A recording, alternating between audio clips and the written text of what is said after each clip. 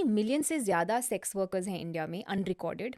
Yeah. Recorded we have 12.63 lakh sex workers in India, यानी कि India sex working industry का एक ग्लोबल हब है। ये रियलिटी का क्या कारण है आपके हिसाब से? सबसे बड़ा कारण मेरे हिसाब से 3 है। हम्म। One is poverty. क्योंकि इतनी ज़्यादा गरीबी है हमारे देश में कि कुछ-कुछ गाँव में लड़की को बेचना एक बहुत ही आम नॉर्म है। और पैसे ले लेना। हमने बहुत सारी मूवीज़ में भी देखा है कि वो बहुत ही कुछ चंद पैसों के लिए अपनी बेटी को सेल कर देते हैं।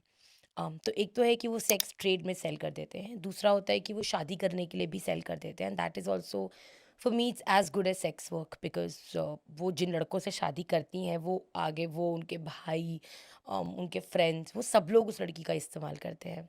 So poverty is one of the biggest reason why there is sex trade in India, sex workers in India so much.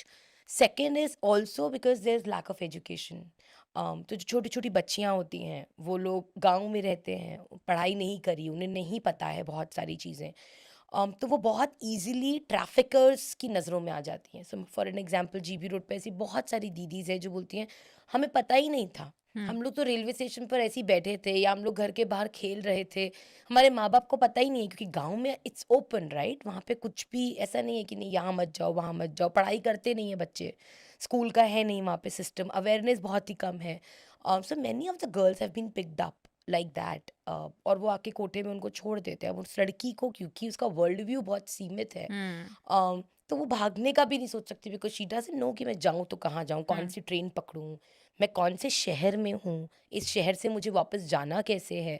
इतनी कम अवेयरनेस है, इतनी कम एजुकेशन। मैं तो बोलूँगी कि awareness, education, all of these are related. And third, I strongly believe the way women are treated in our country. हमारे लिए लड़कियां, औरतें एक ऑब्जेक्ट ही हैं। बहुत सारे, I would say it's a mental mentality का एक इशू।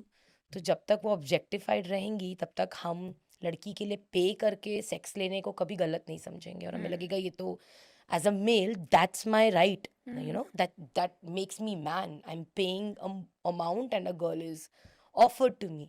सो आई थिंक ये 3 रीजंस मेरे हिसाब से बहुत स्ट्रांग